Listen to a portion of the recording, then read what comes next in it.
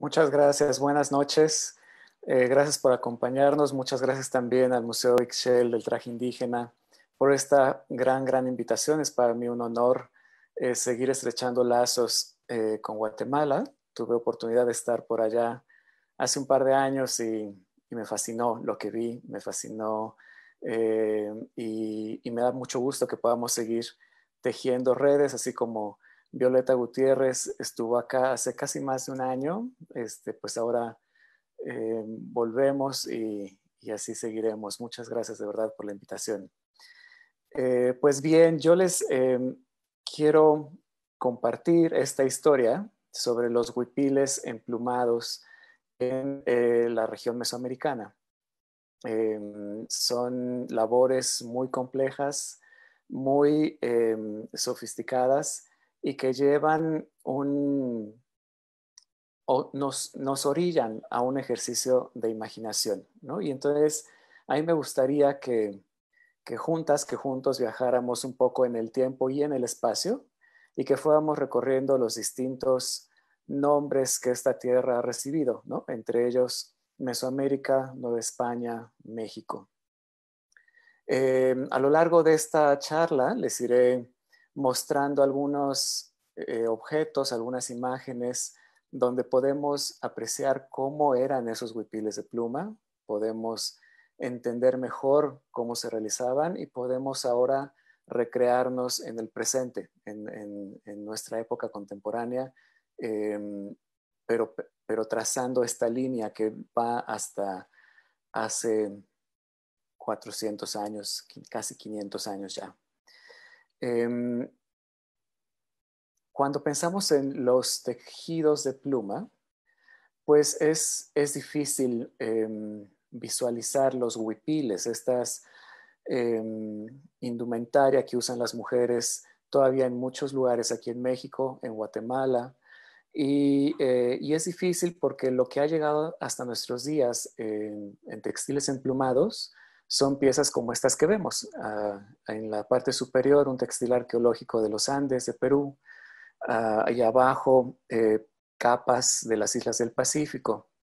Siempre podemos ver las plumas grandes, las plumas muchas veces, no siempre, pero muchas veces utilizando los colores naturales de las aves. Y entonces, cuando vean las imágenes que les voy a compartir, tal vez surjan muchas preguntas, entre ellas, ¿pero de verdad eso es pluma? ¿Cómo puede ser pluma? ¿No? Y esa es una de las grandes fascinaciones de esta técnica que ha existido en estas tierras, porque es una tecnología muy distinta a lo que estamos viendo en estas imágenes.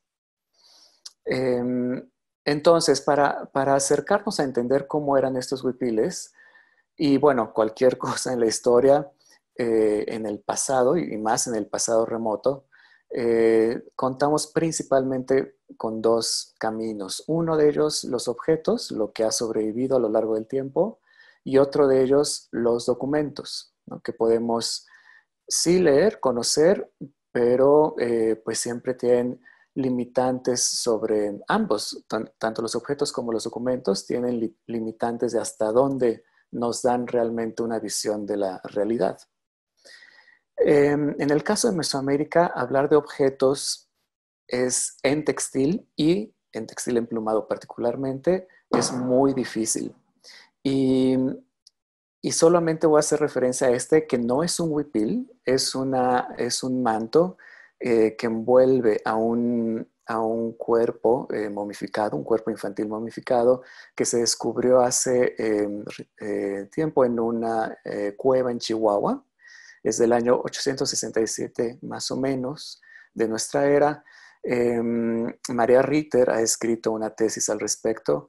Es fascinante el hallazgo, aunque no es un huipil, repito, sí me gustaría, sí deseaba mostrarlo porque es un hallazgo único en este país. No es propiamente Mesoamérica, es más al norte, lo que se catalogaba como Aridoamérica, pero aún así, a una época tan temprana, es un referente sin igual en lo que hemos hallado hasta la fecha y ya muestra variantes de estos hilos e incorporación de plumas en la elaboración de un textil. En los documentos, sin embargo, sí podemos encontrar muchos más datos, más pistas de cómo es que podían haber sido estos huipiles. Y entre los documentos a los que voy a hacer mención únicamente van a ser en esta charla, es la historia general de la Nueva España, el Códice Florentino, escrito por Fray Bernardino de Sahagún, y las relaciones geográficas del siglo XVI. Este pertenece al primero, al Códice Florentino, también así conocido, y aquí observamos a dos mujeres en el apartado, en el capítulo que habla de los oficiales de la pluma, los amantecas, artistas muy, muy preciados dentro de la jerarquía social de la sociedad mexica. Y bueno, en este capítulo, cuando nos hablan de ese grupo de la población, de los amantecas, pues vemos esta ilustración y vemos a dos mujeres vistiendo el huipil, vistiendo un enredo, y ambas tienen huipiles con dibujos de plumas. Aquí es lo que yo les decía hace un momento de hasta dónde nos dan información los documentos y qué tanto más nos dejan imaginar. Realmente esta imagen, pues sería un poco difícil pensar en las plumas así tal cual colgadas en el huipil. No descarto la posibilidad, pero por lo que vamos a ver más adelante, creo que había otras maneras de incorporar la pluma y esta es solamente una visión para mencionar que el huipil tenía plumas. Y, y cuando comenzamos a leer el texto de Sahagún, en este mismo apartado nos habla de las deidades a las que veneraban los amantecas. Entre estas deidades se encontraban dos diosas, dos mujeres, Xutlati y Xilo. La primera vistiendo un huipil azul, la segunda un huipil colorado, teñido con grana cochinilla, rojo. Y según nos dice, ambas tenían los huipiles sembrados de plumas ricas. Y algo muy importante que vamos a estar viendo a lo largo de toda esta charla es que la orilla del huipil estaba bordada con plumas de diversas maneras. Cuando seguimos leyendo, un poquito más adelante en ese mismo apartado, llegamos a la información sobre las fiestas para esas deidades, ¿no? Las fiestas que organizaban los amantecas. Y ahí nos dicen que los oficiales de la pluma ofrecían a sus hijos al servicio de esas deidades. Y en el caso de las mujeres, cuando era una hija la que había que ofrecer, pedían por ella y pedían que fuera una gran labrandera y buena tinturera, que pudiera teñir bien los colores, no nada más en la pluma, sino también para el tochomitl. Tochomitl o tochomite era un hilo elaborado con pelo de conejo. Entonces aquí empezamos a ver cómo las plumas están circunscritas a un grupo de la población muy estimado en la sociedad mexica y que las mujeres que hacían tejidos con pluma no eran, vaya, era un don, ¿no? Se pedía mucho por ellos, por ellas, porque fuera una hábil labrandera y tintorera.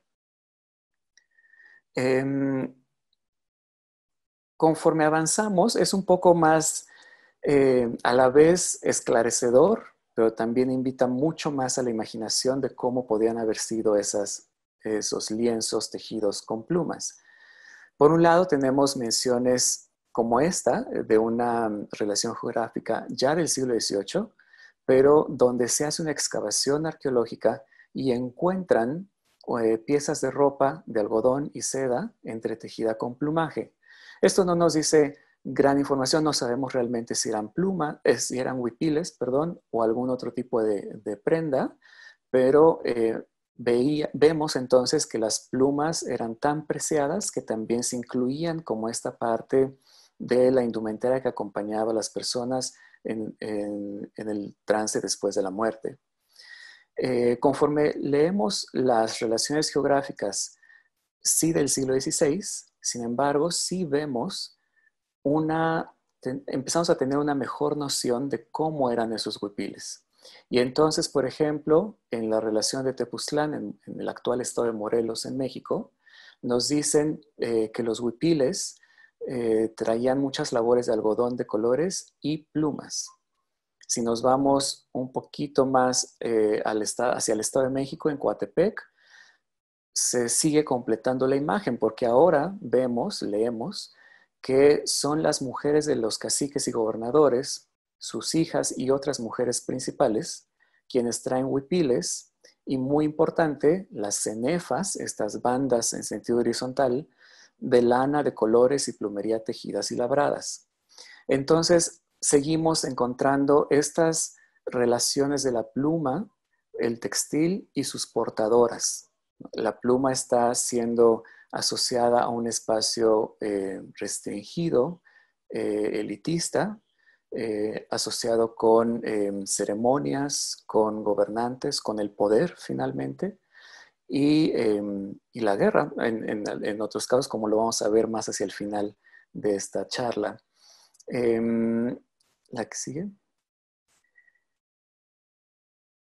En esta relación de Cholula, en el actual estado de Puebla, todavía encontramos más información, mucho más clara, nos ayuda a entender mejor cómo eran esos huipiles, porque nos dicen, los huipiles tenían en sus ruedos, o sea, en el borde inferior, en el borde horizontal inferior, cenefas labradas de algodón de colores, con flecos de pelo de conejo, o sea, el tochomite, y pluma de patos. Algo muy importante que vemos en esta relación es que nos menciona que el huipil contiene dos escudos cuadrados, uno en el pecho, otro en la espalda, ambos muy labrados. Y esto es también muy importante porque lo vamos a seguir viendo en la charla. Las relaciones de la Sierra Norte de Oaxaca nos dan todavía más información. Refuerzan, por un lado, datos que hemos estado leyendo hasta ahora, pero además nos mencionan que para la elaboración de esas telas, de esas prendas, crían patos de pico colorado. Lo vamos a ver también más adelante. Y además, a los lados de donde sale la cabeza del huipil, también hay cenefas de colores y plumas. Entonces, tras todas estas menciones, ya tenemos una idea un poco más integral de la que se nos presentaba en el Códice de Sagún. Vemos que hay cuadros en el pecho, en la espalda, decoración a ambos lados de la cabeza, una banda muy labrada en la parte inferior. Entonces ya comenzamos a entender que había ciertos lugares en la estructura del huipil donde esas plumas se concentraban. Si avanzamos un poquitito más en el tiempo, empezamos a ver otro tipo de documentos, en esta ocasión documentos más gráficos. Esta es una copia del siglo XVIII del lienzo de Tlaxcala, y uno de los personajes principales en esta historia es Malintzin, quien fuera la lengua de Cortés en estas tierras. Malintzin aquí la vemos con un huipil muy amplio, muy ancho, muy largo, y si vemos con cuidado, abajo se sugiere un ruedo, una cenefa, y también un cuadro en el pecho. Si pasamos a la siguiente, veremos también otras representaciones de Malintzin, donde seguimos viendo ese tipo de huipil, muy ancho siempre. En estos dos ejemplos ya se nota mucho mejor la tela base de la mayor parte del huipil, donde se forma una cuadrícula, y también se nota mucho mejor tanto la cenefa en el ruedo inferior, la decoración a ambos lados de la cabeza y los cuadros en el pecho, muy probablemente también en la espalda. Estas representaciones, en este momento no podría yo decir, esos eran los huipiles emplumados. No nos da tanta información como para aseverar que Malintzin hubiera estado usando a lo largo de su vida huipiles de pluma. Probablemente lo hizo, no lo sabemos. Pero conforme empezamos a ver otros documentos del mismo siglo XVI, vemos que el huipil con el que se representa Malintzin sí responde a un tipo. Aquí estos dos huipiles del Códice Tudela nos permiten entender todavía un poco más esos huipiles. Por ejemplo, además de ver la anchura y la longitud del huipil, pues vemos que están hechos a base de 3 lienzos. En ambos casos de estas imágenes, los lienzos laterales son blancos y la decoración solamente se encuentra en la parte baja, en ese ruedo de cuadritos de colores que alcanzamos a ver, que ocupa los 3 lienzos del huipil, mientras que la mayor parte de la decoración se centra en el huipil central, tanto en la tela listada, una manera distinta de la cuadrícula, pero vemos los cuadros en el pecho, vemos en el caso de la izquierda la decoración alrededor de los hombros también, sobre los hombros más bien. Vemos también que es tan ancho el huipil que la bocamanga, es decir, ese hueco por donde pasa el brazo, no es muy grande. ¿Por qué? Porque finalmente nunca iba a pasar todo el brazo por ahí. Era suficiente una abertura para pasar la muñeca, para pasar la mano, y eso todavía lo alcanzamos a ver en ejemplos de huipiles de Guatemala, de mayordomía, por ejemplo, que son tan anchos que solamente las muñecas son las que cruzan esa bocamanga. Estos documentos que acabamos de ver ya están en esa transición de Mesoamérica a Nueva España, pero cuando ya se establece Nueva España, vemos otros documentos y otros objetos que nos ayudan a seguir elucubrando y no solo elucubrando, estudiando y comprendiendo estos huipiles. A pesar de que el orden social, político, económico cambió drásticamente, los documentos y los objetos nos permiten ver que la creación de esos huipiles de pluma no se detuvo del todo, continuó. Uno de los documentos a los que voy a hacer mención es este biombo, que sí, formalmente hablando es un objeto, pero me aproximaré a él como si fuera un documento a partir de la imagen.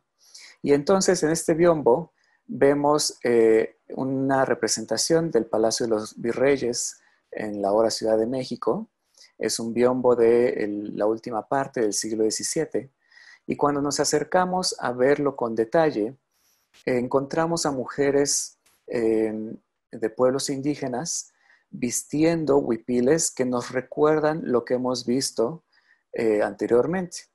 Vemos las telas listadas o cuadriculadas, vemos esos cuadros en el pecho, vemos la decoración a ambos lados de los hombros y vemos también la gran extensión del huipil, ¿no? Vemos cómo estas 3 mujeres sentadas lo traen como si estuviera remangado y la tela se frunce en el brazo, ¿no? Eso a pesar de que podemos ver perfectamente sus antebrazos, sabemos que el huipil es mucho más largo, ¿no? Como aquellos que veíamos hace un momento.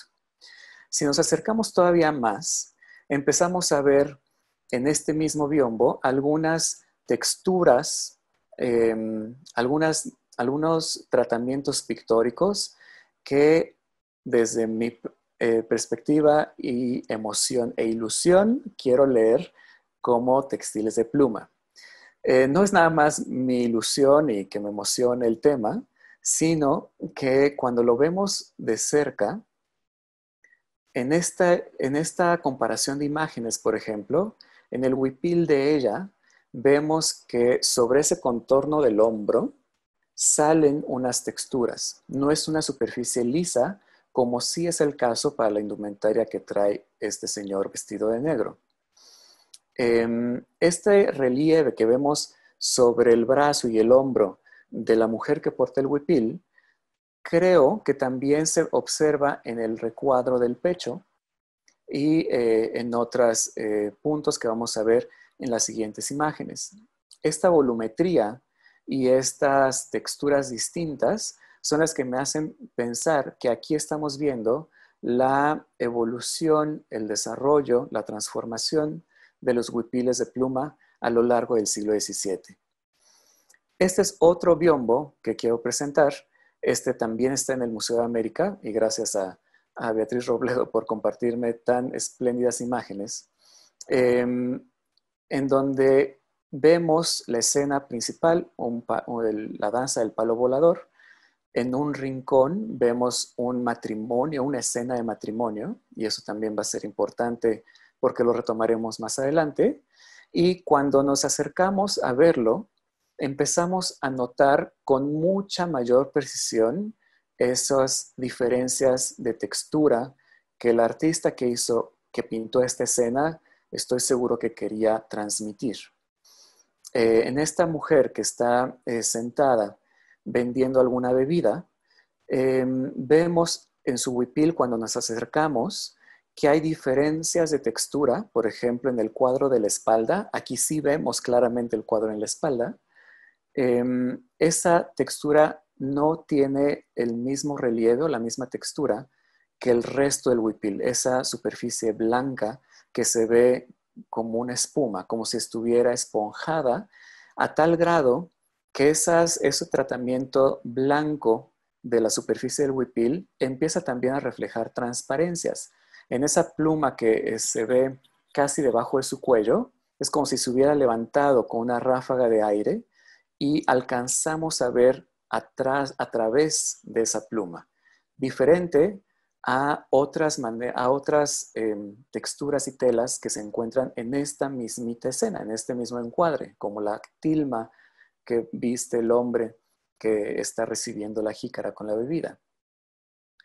En este mismo cuadro está esta otra escena, en este mismo biombo, una mujer con otro tipo de huipil. Aquí estamos viendo, además de los huipiles listados, es decir, con líneas verticales o cuadriculados o completamente texturizados, ahora aquí vemos un huipil con las bandas en sentido horizontal ocupando todo el cuerpo del huipil, pero se mantiene ese ruedo inferior, esa cenefa inferior especialmente labrada, se mantiene el cuadro en el pecho, se mantiene la decoración a ambos lados de donde sale la cabeza, y una vez más vemos esa diferencia de texturas en el tratamiento de la imagen.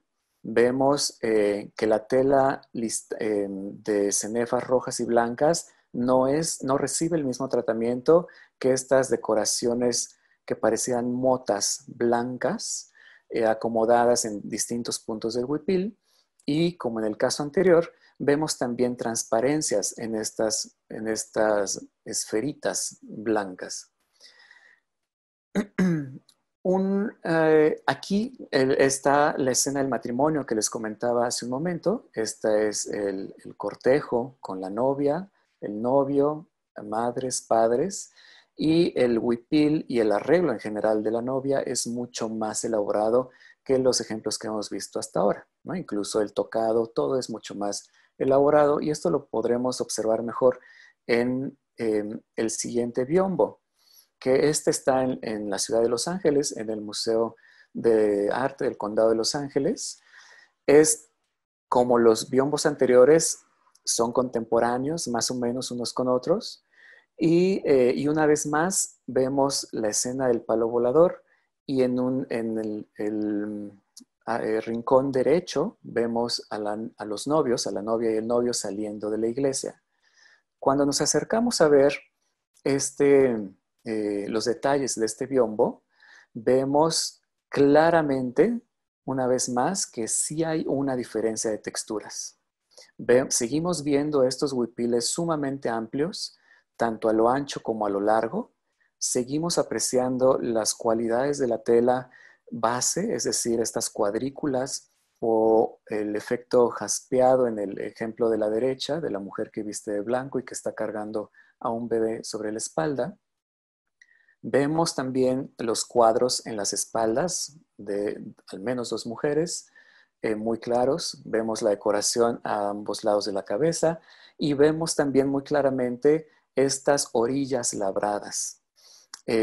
Estas orillas labradas que van de menos, como la mujer, una de las mujeres que está hincada, hablando con un señor, esa cenefa es muy angostita, mientras que la mujer que está a su derecha reúne un gran número de cenefas labradas. Esto en el siglo XVII, XVI, se narra como que era parte de la demostración y de la habilidad y del talento y de la capacidad adquisitiva de las mujeres al momento de tejer sus huipiles, ¿no? Mientras más elaborados y labrados eran, pues era una situación particularmente especial la de esa mujer. Cuando nos acercamos todavía más, vemos esos cambios de textura tan especiales, especialmente en esta escena de donde se retrata a la novia, que es la mujer central, a su derecha está el novio, y vemos cómo el huipil de ella es muchísimo más elaborado que todos los que hemos visto hasta ahora. Estas motitas blancas parecieran estar en toda la superficie del huipil. Y podemos contrastar muy claramente la diferencia de las telas, esta intención de parte del artista de transmitirnos que la tela del huipil es distinta a la tela de las enaguas o a la tela de los encajes o a la tela de, el jubón de los bailarines, de los danzantes, por ejemplo, ¿no? Todo esto tiene reflejos en los documentos, ¿no? Ángeles Romero Frisi ha encontrado un inventario de ropa donde se listan 1628, en 1628 se enlistan 665 huipiles de pluma entera que iban desde Tepozcolula, en la Mixteca de Oaxaca, con destino precisamente a Guatemala. ¿Cómo eran esos huipiles de pluma entera? Difícil decir, no sabemos cómo podrían haber sido, y no sabemos porque en todas estas imágenes que les he mostrado, no se ven plumas colgando como aquella imagen que les mostraba al inicio de esta presentación del Códice Florentino. Sin embargo, nos vamos encontrando con algunas otras pinturas en el siglo XVII, como esta del bautizo de los señores de Tlaxcala, que no retrata un evento contemporáneo a la época en la que se pintó esta obra. Realmente se trata de una reinterpretación hecha en el siglo XVII de una de las imágenes emblemáticas del lienzo de Tlaxcala del siglo XVI, donde se muestra a los 4 señores principales de Tlaxcala recibiendo el bautizo. Y cuando vemos a la esquina superior derecha, vemos a Malintzin asomada con un brazo levantado, vemos otra vez su huipil. Aquí sí podemos apreciar los 3 lienzos porque el huipil central es de una textura y color distinto a ese lienzo lateral que cubre su brazo. Cuando contrastamos esta imagen con la pintura al óleo del siglo XVII, pues vemos que el pintor está retomando elementos de ese lienzo antiguo en la postura de Malintzin, incluso el brazo, ¿no? Está doblado en ese ángulo, está fruncido el huipil a la altura del codo, pero vemos que sí hay ligeras variantes, ¿no? El cuadro, para empezar, es mucho más grande en el pecho. Tiene un ribete de encaje en el cuello, está ornamentando su cuerpo según la moda del siglo XVII. Y viendo estas imágenes, pues yo me pregunto, ¿qué orilló a ese pintor de ese lienzo del bautizo de Tlaxcala a representar a Malintzin con un huipil de esas características? Probablemente lo que lo orilló es estos huipiles que hemos estado viendo en los biombos, que sí existían. La pintura en el arte no siempre es 100% representativa de la realidad. Es importante mencionarlo, es un hecho y lo tenemos que entender, procesar y ver cómo atacar, cómo resolver, tratar de delimitar esa línea entre la imaginación, entre las estandarizaciones del arte, los cánones artísticos y reflejos, a veces más, a veces menos, de la realidad física.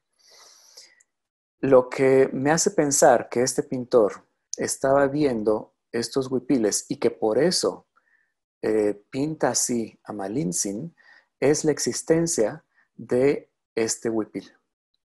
Este huipil es una de las piezas extraordinarias que se conservan en México. Es un huipil justamente del mismo periodo que esos biombos que hemos visto y por lo tanto muy posiblemente del mismo periodo que la pintura que retrata al bautizo de los señores de Tlaxcala. Aquí vemos en este huipil que se conserva en el Museo Nacional de Antropología en la Ciudad de México y que fue bellamente restaurado en la Escuela de Restauración en la Ciudad de México con el equipo a cargo de Lorena Román, a la fecha mi mentora.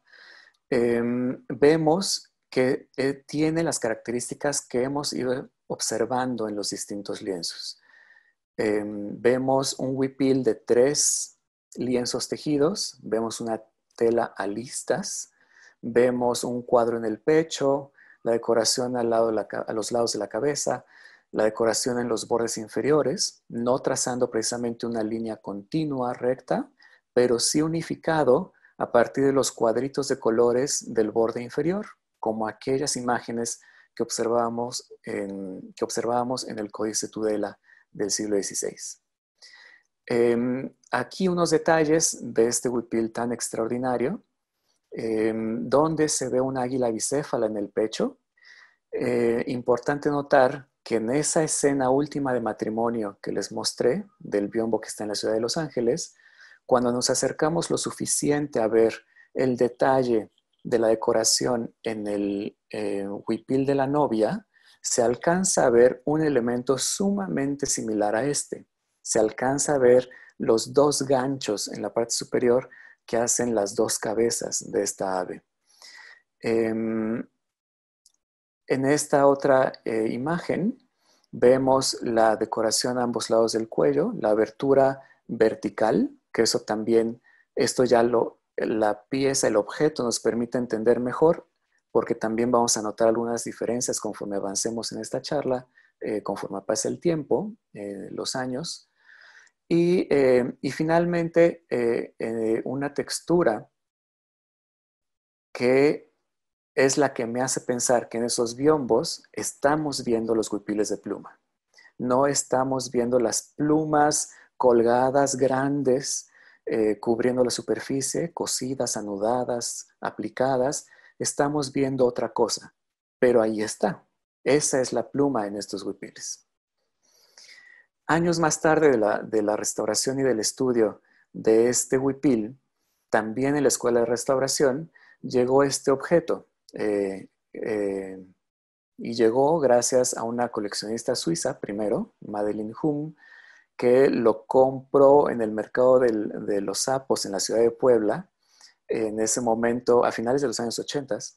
En ese momento, la señora Madeleine contaba que estaba tan sucio que no sabía realmente qué es lo que estaba comprando.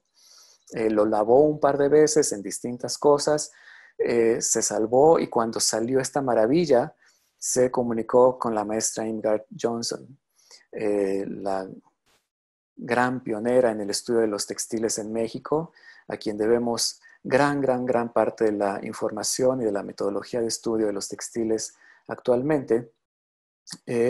Y tiempo después, años después, conforme el proyecto también del Museo Textil de Oaxaca empezaba a cuajar, empezaba a conformarse más formalmente, Alejandro de Ávila tuvo a bien evaluar esa colección de la señora Madeleine y gracias a la intervención del maestro Francisco Toledo, quien guardamos mucho en nuestra memoria, esta pieza y la colección de la señora Madeleine se pudo adquirir y gracias al maestro Toledo se recibió en donación al Museo Textil de Oaxaca. Así llega esta pieza extraordinaria y en el 2006 llega a la escuela, a la ENCRIM, y tengo la fortuna de que de la mano de Lorena y del resto del seminario de restauración de textiles, pues estudiamos a fondo esta pieza. El estudio a fondo de esta pieza nos permitió entender mucho mejor la elaboración de estos hilos, la tecnología del tejido y sobre todo también qué era este fragmento. Este fragmento lo hemos llamado Tlachtentli de Madeline, retomando glosas del náhuatl en el diccionario del siglo XVI de Molina, y se retoma a partir precisamente de lo que es una orilla de una vestimenta labrada. Y ahora vamos a ver por qué es una orilla de una vestimenta. El estudio nos permitió ver en primer lugar la gran complejidad. Ya no encontramos ese tochomite, ese pelo de conejo que nos mencionaban en el siglo XVI. Sin embargo, sí encontramos otras características como la seda y la lana. Esta sustitución de materiales va a ser interesante mantenerla en cuenta a partir de los ejemplos posteriores, y también va a ser muy importante notar en este esquema cómo el uso de las fibras, el uso de los hilos, está intrínsecamente ligado con la disposición formal, la composición artística de la obra, ¿no? Vemos en la primera banda cómo los hilos de seda se van intercalando con los hilos de pluma, y lo mismo en la banda inferior. ¿Cómo es que se hacían? ¿Por qué no vemos estas plumas grandes como las de la izquierda? Pues porque todas estas telas se construían a partir, estos hilos se construían a partir del uso del plumón.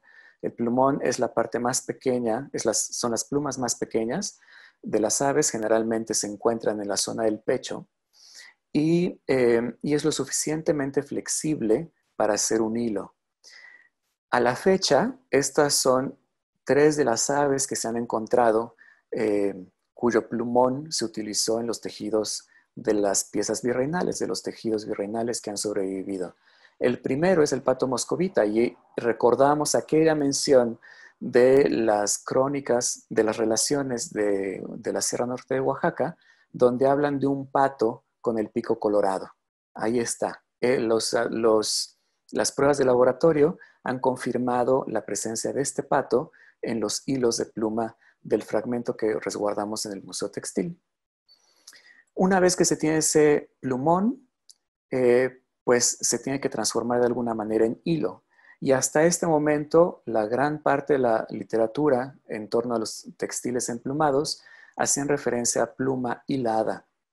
Cuando se observaba esto en el microscopio, pues se ve que realmente este hilo en particular se conforma de 2 hilos de algodón, 2 cabos torcidos entre sí, anclando el plumón en su lugar.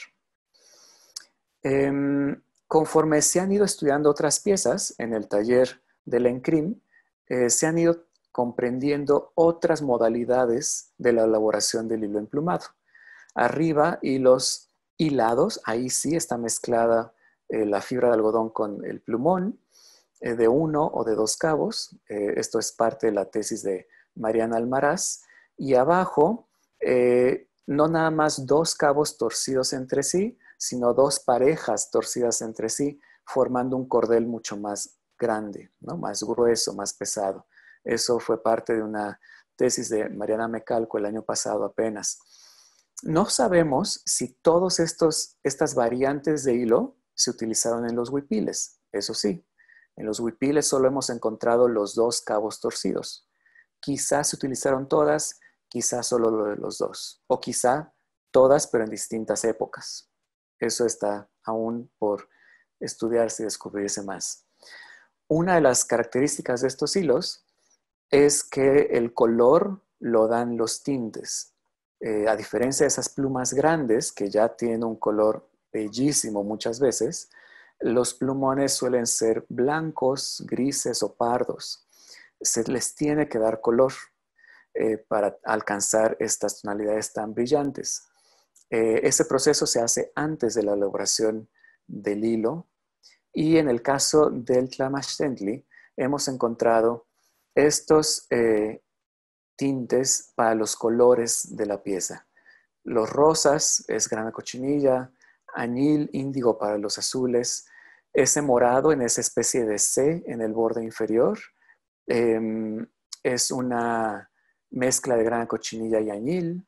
El verde también es una mezcla de índigo con algún tinte amarillo que no hemos logrado identificar, y el amarillo pues que tampoco hemos logrado identificar. Entonces estamos viendo una gran tecnología en torno a un fragmento de unos cuantos centímetros cuadrados, pero si eso se extrapola a la construcción total de los huipiles, nos podemos imaginar el trabajo tan arduo y tan complejo que había detrás de esta producción textil. Yo les mencionaba que estamos viendo una orilla inferior de una vestimenta. Y aquí está la razón. Cuando nosotros estudiamos el Tlamashtenli, que es la imagen superior a la izquierda, las dimensiones de ese lienzo, los materiales de ese lienzo, las técnicas encontradas, la secuencia de técnicas a lo largo del tejido corresponde al lienzo central de aquel huipil tan fantástico que está en la Ciudad de México. Que por cierto, a ese huipil muchos años se le conoció como el huipil de la Malinche, y fue por la similitud con los lienzos, y fue hasta que se pudo fechar científicamente que se descartó por completo la posibilidad, porque como hemos estado viendo, son piezas de finales del siglo XVII. Cuando vemos esas características tan similares entre uno y otro, la dimensión sí es muy importante, porque el lienzo central no mide lo mismo que los lienzos laterales, ¿no? Entonces, haber encontrado eso nos permite también identificar que era el lienzo central, el borde del lienzo central de un huipil.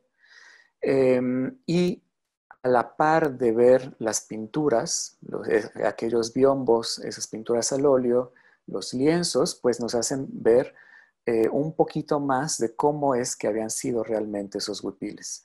Y entonces, en colaboración con el área de diseño del ENCRIM, de la Escuela de Restauración, se propone esta recreación virtual para tratar de imaginarnos la maravilla que pudo haber sido un huipil de este estilo.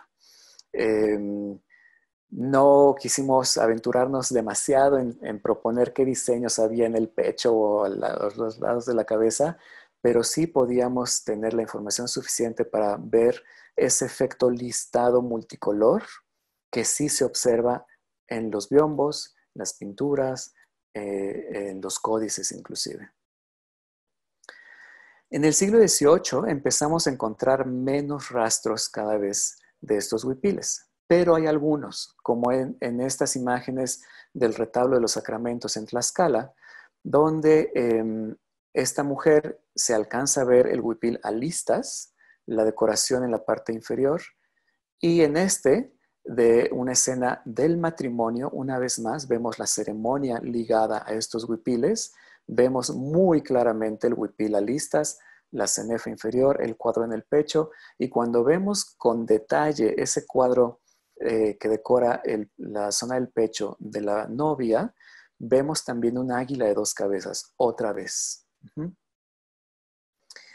Podría parecer que en el siglo XVIII y en el siglo XIX tenemos un vacío, que quizá hayan desaparecido, quizá ya no se registraron, quizá ya no eran tan emblemáticos y no merecían representarse, pero hay algunos indicios todavía a principios del siglo XVIII que tal vez estos hilos seguían o bien utilizándose o que podrían tal vez haber sido huipiles antiguos, conservados y retrabajados, raro, pero tal vez. Y esto me lo hace pensar estas pinturas que Alejandro Dávila me señaló hace algunos años. A la izquierda vemos una representación de una mujer indígena y vemos una vez más estas borlas, estas motas relevadas del resto de la textura del huipil, a gran diferencia de la otra mujer también indígena de la pintura de la derecha, donde la textura es completamente distinta. Vemos, sin embargo, también más otras grandes diferencias. La mujer de la derecha tiene listones uniendo los huipiles, los lienzos del huipil, tiene grandes mangas de encaje, tiene un encaje mucho mayor en el cuello y cuando lo vemos todavía más a detalle, pues se puede entender mejor esa diferencia. A la izquierda vemos esas texturas que nos hacen recordar esos biombos del siglo XVII, de algunas décadas antes de esta pintura, y a la derecha otra cosa, ¿no? Los listones incluso están brocados, ¿no? Traen decoración. Esto tal vez se explique también a partir de las relaciones geográficas del siglo XVIII. No encontramos en esas relaciones menciones sobre los huipiles de pluma, pero sí encontramos muchas menciones, en el caso de Oaxaca, por ejemplo, del uso de listones, de telas de seda de China, de encajes, de lentejuelas, de perlas, de cuentas. Encontramos la mención de todos estos elementos que evidentemente vienen de Allende el Mar, importados, y quizá, así como la seda y la lana comenzaron a desplazar el tochomite por el tiempo que requiere, la laboriosidad que requiere su manufactura, quizá estos nuevos elementos que también están vinculados al poder, a la representación, al estilo actual, comenzaron a desplazar poco a poco los hilos de pluma. No sabemos si esta es la explicación total, pero bueno, podría ser una de las explicaciones. Sin embargo, a pesar de que en el siglo XIX parece que seguían usándose los hilos de pluma, como lo muestra una de las piezas, la que estudió Mariana Mecalco el año pasado, en los huipiles sí encontramos una cierta continuidad con los huipiles emplumados, conocimiento resguardado por las mujeres tzotziles de Sinacantan en Chiapas. Este es el huipil que tradicionalmente se usaba de boda. Una vez más, vemos la asociación de la pluma con la tipología del huipil, con la ceremonia, con el uso que se le da a la prenda. Y vemos también características formales, como ese recuadro en el pecho, ya más pequeño. Vemos la decoración inferior, tanto en el recuadro del pecho como en el borde inferior es donde se encuentran las plumas. Y vemos también los tres lienzos, la abertura en vertical, como al portar el huipil se hace una especie de cuello en V. Y vemos entonces esta influencia de los huipiles que vamos viendo al centro de México, también en Chiapas, ¿no? Y algunos investigadores, entre ellos Imgar Johnson, Alejandro de Ávila, han mencionado esta influencia de la sociedad mexica hacia Chiapas. Cuando vemos de cerca la tecnología empleada en estos huipiles, empezamos a ver ciertamente grandes diferencias. La maestra Johnson, Imgar Johnson, estudió huipiles de este tipo en la década de los 50 y publica algunos esquemas de cómo está construido ese hilo y cómo se aplica ese hilo. Y entonces vemos aquí una reminiscencia de aquel hilo que les mostraba antes, donde es un hilo industrial de algodón, industrialmente hilado de algodón, y otro hilo sí mezclado con la pluma, ambos torcidos uno con otro. Vemos que hay este recuerdo de los dos cabos, pero empieza a transformarse la técnica. Vemos también que estos hilos no están necesariamente tejidos como los huipiles anteriores. La maestra Johnson también describe cómo estos hilos se empiezan a, cómo las plumas más bien se empiezan a coser, a bordar sobre las telas terminadas. Si podemos ver la siguiente imagen, por favor. De esta manera, donde sí son plumas grandes, ya no son los plumones, y con este hilo de algodón se hace esta especie de rulos para sujetar la pluma al lienzo. Y esto va creando un efecto de zigzag en la pieza, como lo podemos ver en la siguiente imagen, en donde sí se alcanza a ver ese nudo hecho con la aguja para sujetar la pluma en la tela. No nada más así, con el paso del tiempo, estas maneras de incorporar la pluma al huipil siguen transformándose y también la forma en sí del huipil. Este es un huipil que recibimos en donación recientemente y el cuello ya vemos una diferencia. Ya no es este cuello vertical, aunque se conserva el recuadro en el pecho y se conserva la decoración en el borde inferior, el cuello cambia completamente y esto también responde un poco quizá al entorno, puesto que gran número, prácticamente todos los huipiles de la zona, tienen un cuello redondo en vez de tener un cuello a la vertical, cuadrado, perdón, en vez de a la vertical. Y aquí la manera de incorporar las plumas es todavía distinta. Ya no es un hilo, ya no están cosidas. Cuando las vemos de cerca, notamos cómo las plumas se van insertando en el telar al momento en que se va tejiendo. Estos raquis, estos cálamos, estas estructuras rígidas que le dan cuerpo a estas plumas grandes, son las que se insertan en el tejido y van quedando así aseguradas las plumas en su posición. No sabemos si todas estas técnicas confluyeron en el pasado, si todas se usaban para distintos fines o si es una derivación tecnológica a lo largo de los siglos. Sin embargo, pues sí mantiene una continuidad en el tema del uso de la técnica y de la relación de las plumas con la prenda. Para ir cerrando, solamente quisiera, solamente entre comillas, pero porque realmente es parte fundamental en el estudio y en la conservación del patrimonio, las personas. Y es así como en el siglo XXI, este conocimiento que viene desde el siglo XVI y quizá probablemente mucho antes, empieza a ser desmenuzado, estudiado y reinterpretado por muchas manos. En esta imagen de la derecha son manos de Lilia Ramírez, profesora también de la INCRIM en su momento. Ella y Arturo León me ayudaron muchísimo a hacer pruebas de cómo es que se podrían haber hecho manualmente estos hilos. Y una vez que se tuvo esa experiencia en la escuela, en viajes que ellos hacían, por ejemplo, a Tlaquilpa, en Veracruz, en la Sierra de Songolica, presentaban estos hallazgos a las tejedoras tintoreras de allá y tenían pequeños experimentos para elaborar esos hilos de pluma.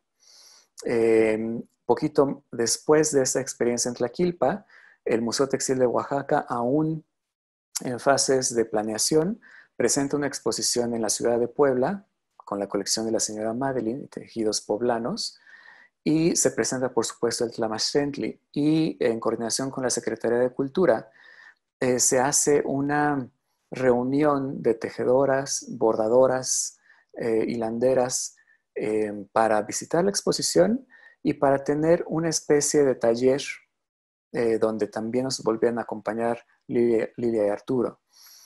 Era formidable ver cómo de unos pedacitos de hilo, en esta experiencia con tantas mujeres expertas en el textil, se comenzaban a hacer hilos mucho más largos que finalmente son más útiles al momento de tejer. Tiempo después, cuando el museo abre sus puertas aquí en la ciudad de Oaxaca, uno de los primeros talleres que tenemos con tejedoras y tejedores de distintos pueblos de Oaxaca es precisamente la elaboración de plumas. Y tiempo después llevamos ese mismo taller a la población de Teotitlán del Valle, pueblo textilero, ¿no? Muchas personas actualmente se dedican a la elaboración de textiles de lana y para esa experiencia nos acompañaron Moisés Martínez en la imagen de la izquierda y Román Gutiérrez en la imagen de la derecha. Al día de hoy, Román es uno de los que más se ha encantado con la técnica y es a quien debemos gran parte de lo que vemos y apreciamos hoy en cuanto al textil de pluma. Otras personas se empiezan a interesar, como el Grupo CADI, una cooperativa ubicada en la Sierra Sur de Oaxaca. Aquí vemos a Sofía y Eliseo preparando el algodón para hilarlo, y también han construido algunas propuestas muy interesantes. Y con todo este conocimiento de la preparación del hilo, pues nos faltaba el color. Este es un muestrario que prepararon Lilia y Arturo para aquel taller que tuvimos en 2008, donde se nota muy bien la diferencia entre, la saturación de color de la pluma con la saturación de color de la lana. Es mucho más complicado teñir la pluma por la capa grasa que recubre su superficie. Sin embargo, a través de los años, muchos años de experimentación, de apasionamiento por el tema y de no darse por vencido, al día de hoy Román Gutiérrez ha construido una paleta cromática de plumones impresionante, sumamente saturados los colores únicamente a partir de 4: grana cochinilla, índigo, zacatlascali y huizache. A partir de estos 4 tintes, construyó esta paleta que presentamos en 2016 en una exposición organizada por el Museo Textil. Con esos hilos y para esa exposición, pues se elaboraron distintas obras, algunas de ellas inspirándose en piezas tradicionales, como esta tejida por María Santiago, con la colaboración del Centro de Textiles del Mundo Maya en San Cristóbal de las Casas, Chiapas. A través del equipo del centro llegamos a María. Ella aprendió la técnica del tejido del huipil de pluma, todavía con hilos de pluma, cuando tenía 18 años de edad. Y nos decía en una de las visitas que hicimos que nunca se imaginó que tantos años después alguien más llegaría a pedirle otra vez ese hilo con hilos, porque ya no es el huipil que se acostumbra al día de hoy en Sinacantan. Este huipil tan extraordinario está inspirado en un huipil de los años 70 en la colección Pelizzi que resguarda el centro de San Cristóbal. No solamente eso, sino que al día de hoy también se están inventando nuevas visiones en torno a cómo pudieron haber sido esos textiles del siglo XVI, esos huipiles del siglo XVI. A partir de las evidencias materiales, a partir de los documentos, Alejandro de Ávila, curador, asesor, gran colega en el Museo Textil, y Noé Pinzón, un tejedor muy hábil, muy apasionado también, originario de San Mateo del Mar, Oaxaca, que tenemos la fortuna de contar como colega en el museo, han estado trabajando estas propuestas donde incorporan hilaturas industriales, hilaturas artesanales, el hilo de pluma tan extraordinario que produce Román, con los colores tan bellos que logra, hilos de seda elaborados en la Sierra Norte de Oaxaca por el taller Wendosev, a la cabeza Moisés Martínez. Confluyen todas estas personas y vemos una vez más la complejidad que involucra la elaboración de estos huipiles de pluma. Recientemente, hace unos meses, se culminó este huipil. Solo les traigo ahorita este detalle, después pasaremos la foto completa. Otra propuesta de Alejandro y de Noé, inspirados mucho más de cerca en aquel huipil que le decían de la Malinche y en el fragmento en el Tlamachtentle que ha llegado hasta nuestros días.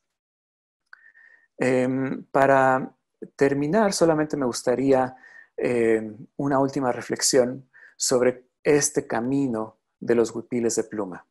A pesar de que si hoy vemos los huipiles de Sinacantan, tal vez nos parecen muy desvinculados de aquellos que mencionaba Sagún, no lo es tanto. Sí hay una una resistencia, es una evidencia de la resistencia cultural de estos pueblos, de las mujeres, y sobre esa nota es que cuando se habla de la pluma y las deidades, se suele pensar en deidades masculinas muchas veces, Huitzilopochtli, el dios de la guerra, señor de los mexica, Quetzalcóatl, la serpiente emplumada, Huitzilopochtli asociado con el colibrí.